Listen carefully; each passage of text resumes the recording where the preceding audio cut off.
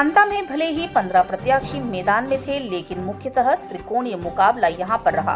कांग्रेस प्रत्याशी पूर्व मंत्री प्रमोद जैन भाया, बीजेपी के मोरपाल सुमन और कांग्रेस से बागी हुए नेता नरेश मीणा के बीच मुकाबले में प्रमोद जैन ने एक तरफा जीत हासिल कर अंता से कांग्रेस का परचम लहराया है।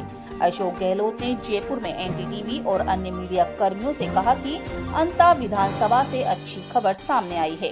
उन्होंने कहा, यहाँ पर शुरू से ही कांग्रेस के पक्ष में माहौल रहा था। मुझे उम्मीद थी कि कांग्रेस यहाँ एक अच्छी खासी मार्जिन के साथ जीत दर्ज करेगी और वैसा ही हुआ है। कांग्रेस ने जीता अंता विधानसभा उपचुनाव। चौथी बार विधायक बने प्रमोद जैन भाया। दूसरे नंबर पर रही भाजपा।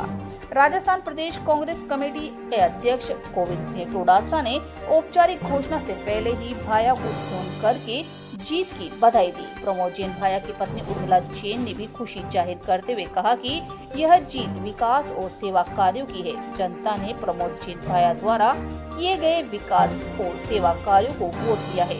हम जनता के इस विश्वास पर खरे उतरेंगे।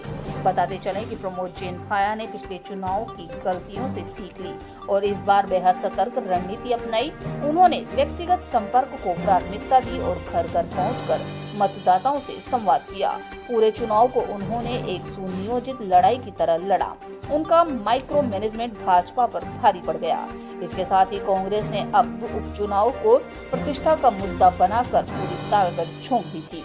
कांग्रेस के राष्ट्रीय महासचिव सचिन पायलट, पूर्व मुख्यमंत्री अशोक गहलोत, प्रदेश कांग्रेस अध्यक्ष गोविंद सिंह डोडासरा, नेता प्रतिपक्ष टीकाराम जूली, अशोक चांदना सहित वरिष्ठ नेताओं ने संयुक्त रूप से प्रचार किया। पार्टी के दिग्गज नेताओं का एक मंच पर आना और लगातार रोड शो और सभाओं में कार्यकर्ताओं में ऊर्जा पैदा करना और मतदाताओं तक मजबूत संदेश पहुंचाना। उधर अंता विधानसभा उपचुनाव में प्रमोद जैन भाया की जीत का जश्न मनाने के लिए कांग्रेस के कार्यकर्ता उनके घर के बाहर जमा हो गए हैं। कार्यकर्ता एक दूसरे को मिठाई खिलाकर जीत की शुभकामनाएं दे रहे हैं। वहीं नारेबाजी भी साथ में हो रही है और अपने नेता के बीच जाने का बेसब्री से इंतजार कर रहे हैं।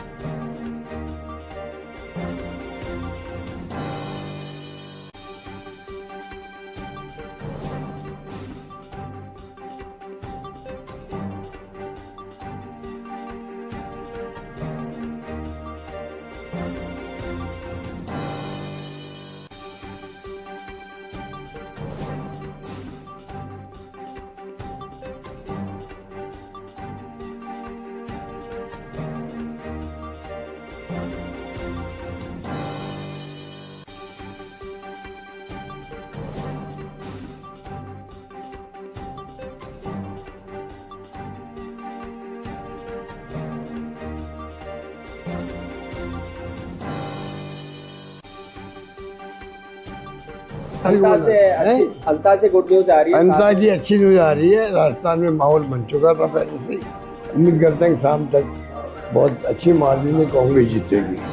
सर, आप सीनियर पर्यटक थे बिहार, वहाँ गुड न्यूज नहीं है। बिहार के परिणाम जो है निराशाजनक है, इसमें कोई दो राय नहीं, क्योंकि जिस प्रकार का माहौल हमने देखा, एक तो जो महिलाओं को 10-10 हज़ार रुपये दिए गए, प्रीमा फेसे मैं कह सकता हूँ प्रथम दृष्टिया तो मुझे लगता है 10-10 हज़ार रुपये दिए गए।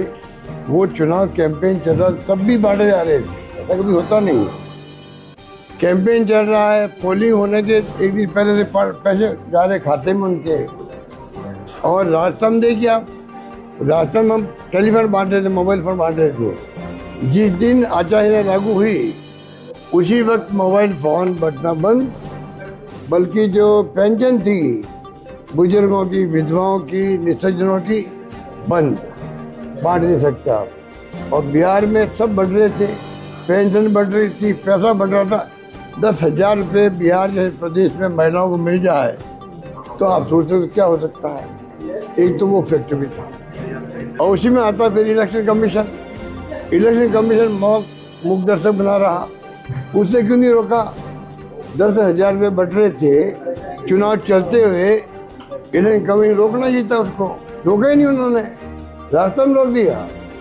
मोबाइल फोन बटन तो रोक दिया, पेंशन रोक दी, वहाँ कुछ नहीं कर रहे थे। इसका मतलब जो राहुल गांधी जी और लोग सब वोट चोरी की बात करें, वोट चोरी क्या होता है? ये तो होता है, अगर आप निष्पक्ष चुनाव नहीं करवाते हो, रिगिंग होती है, बूथ कैप्चरिंग होती है मान लीजिए, या बेईमानी होती है, पैसा बट रहा है और चुनाव आयोग ने कोई तरह की कार्रवाई नहीं करी, मिली भगत थी उनकी उनसे जो रूलिंग पार्टी थी। और नंबर 3, जो पैसे का धन का तो दुरुपयोग हो रहा आजकल, कोई सोच नहीं सकता, आप हम सोच नहीं सकते कैसे पैसे बढ़ते हैं दिफा बन करके। महाराष्ट्र में आप किसी को पता कर लीजिए कितने करोड़ रुपए दिए गए उम्मीदवारों को, 15 करोड़, 20 करोड़, 25 करोड़। कांग्रेस के पास तो पैसा है नहीं, ना आरजेडी के पास पैसा है। तो जो डेमोक्रेसी के खतरे सामने है, चुनाव जीतना एक बात है, चुनाव जीत जाएंगे लोग, एनडीए गवर्नमेंट जीत जाएगी, बन जाएगी, चुनाव जीतना एक बात है। जैसे मैं कहता हूँ मोदी जी प्राइम मिनिस्टर 3 बार बन गए हैं, पर मेरा मानना है कि देश को जरूरत आज भी मैं मानूंगा, विचारधारा जो कांग्रेस की है वो देश के हित में है, देश को जरूरत कांग्रेस की है। और ये लोग जो धन बल इकट्ठा कर लिए इलेक्ट्रल बॉन्ड के माध्यम से, ईडी के नोटिस जाओ, 50 करोड़ आ रहे, 100 करोड़ आ रहे, तो नोटिस खत्म हो जाता है।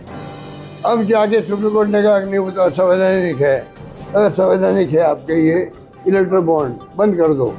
अरे बंद तो कर देंगे, तो जो पैसा इकट्ठा किया करोड़ अरबों रुपए, वो पैसा हमारे खिलाफ उपयोग करा, रोक क्यों दे रहे उसको? आप पैसे जमा करो पीएम रिलीफ फंड में। तो कहने में कई बातें कहने को है। आज प्रथम दृष्टया ही कह सकते हैं कि 10-10 हज़ार में महिलाओं को बटना, चुनाव आयोग का कोई रोक लगाना नहीं, पेंशन बढ़ती रही वहाँ पर और पैसा खूब धनबल का उपयोग हुआ। सर एक काम आप करके आए थे, वो देरी से किया था, तेजस्वी को आप लगता नहीं पहले सीएम फेस डिक्लेयर करते थे, तो ये भी एक अब देखिए वो बात तो समाप्त हो गई, सोच समझ के कुछ फैसला हुआ होगा हाईकमान से भी, सोच समझ के आप बातचीत तेजस्वी से हुई होगी, इसकी मुझे जानकारी नहीं है, पर उसका कोई मैं समझता हूँ इश्यू नहीं है। वो वेलकम हुआ, उसको फैसला हुआ वेलकम हुआ।